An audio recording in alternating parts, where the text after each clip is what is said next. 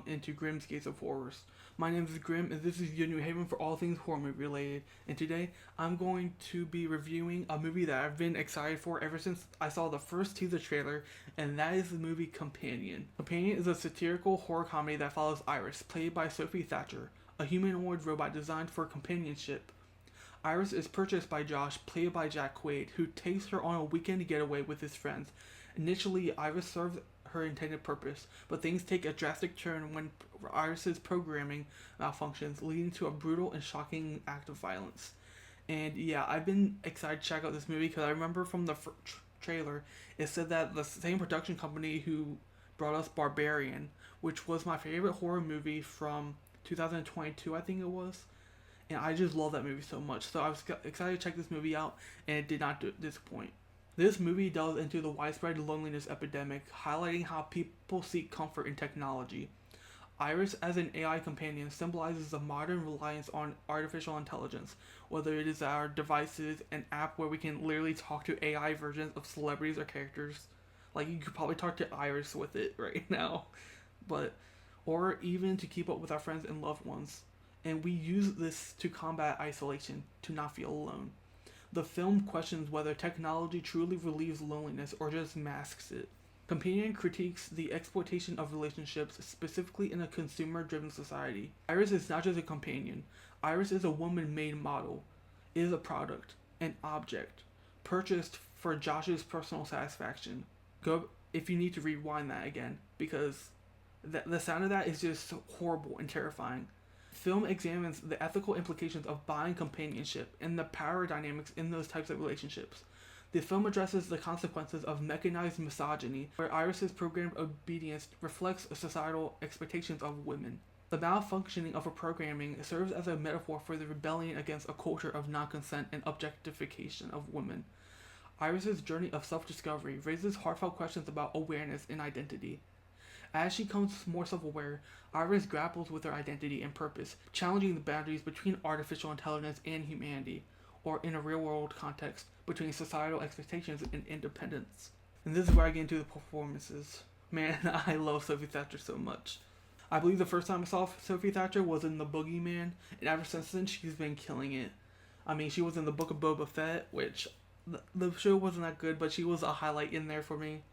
Her character wasn't all that great, but seeing her in that was great.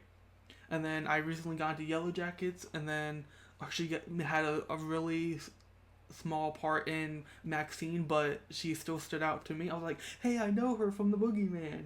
So I'm really excited to see what else she comes. Oh, and Heretic. I almost forgot about that. Heretic was amazing. She was amazing in it. I'm excited to see where else she goes and what other roles that she takes, because I love her in like these horror roles. Natalie is my favorite character in Yellow Jackets, so I'm really excited to see what else Sophie Thatcher does in the horror genre, and she just absolutely killed it in this movie. Sophie Thatcher delivers a subtle performance as Iris. She captures the duality of her character, a machine designed to imitate human emotions while struggling with becoming aware of her own feelings and abilities. Thatcher's portrayal makes you feel empathy, making you question what it means to be human. Then we have Jack Quaid, who I've only seen him in a few things, one being Scream 5, and then this.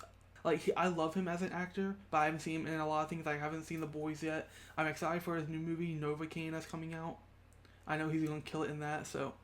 But anyway, Quaid's portrayal of Josh adds layers of complexity. His role in this movie reminds me a lot of his role in Scream 5. Because that's all I can compare it to, really. And I just love the balance of humor, madness, and genuine emotion that he brought to this role, making Josh a relatable character. Well, not to me, but which helps make Josh somewhat of a relatable character.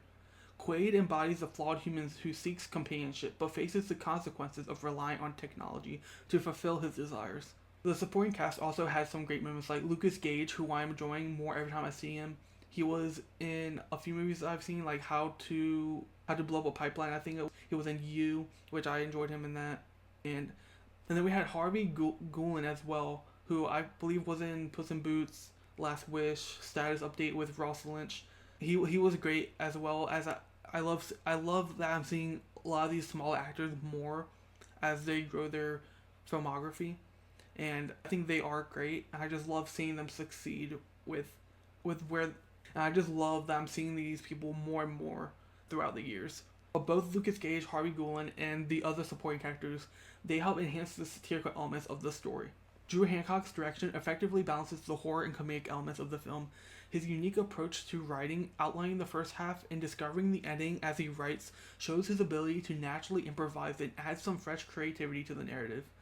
Hancock's direction ensures that the film remains engaging with well-timed comedic punchlines and tension-filled horror sequences. The blend of satire and horror creates a thought-provoking commentary on modern society's reliance on technology. Overall, Companion is a richly layered film that uses humor and horror to tackle relevant societal issues. Its exploration of loneliness, manipulation, and identity resonates with you, making it a compelling, fun, and insightful watch. And I give Companion an A-.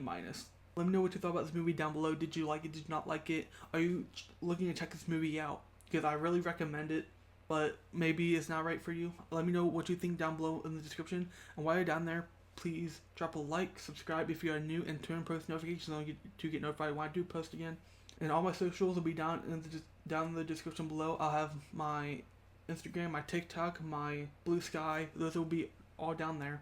And let me know some feedback. Let me know what I can work on, what movies you want me to review, horror movies and horror TV shows. And let me know what I'm doing right, what I'm doing wrong, stuff like that. Constructive feedback, as I'm trying to work on one thing every video to improve myself. And yeah, if you haven't seen Companion yet, it might be in theater near you, so go check it out. Or if not, I'll leave a link down below in the description so you can rent it and check it out right now.